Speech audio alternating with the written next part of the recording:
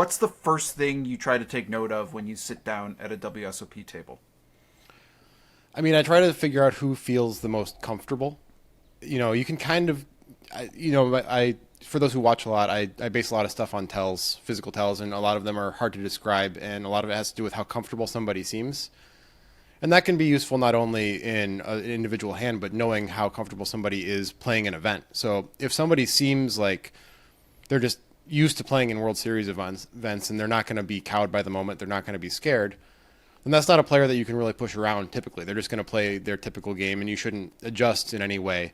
But there are a lot of players who show pure nerves because they're not used to playing in the World Series and it's a big deal for them. And you should adjust how you play against them. You should not be calling light against these players. They have it, like almost certainly every time. Yeah. So I think I'm looking for how nervous people are and how comfortable they are.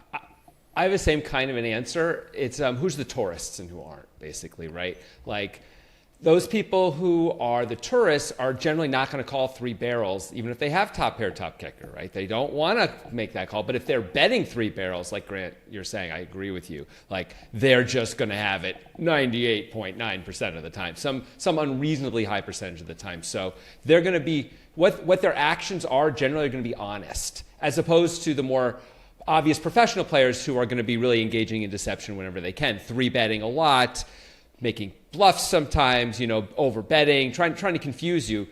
A lot of the tourists aren't trying to confuse you. They're just trying to survive. There's always a game going on at Clubs Poker. Use the code POKERGUYS for a 100% deposit bonus, and we'll see you there.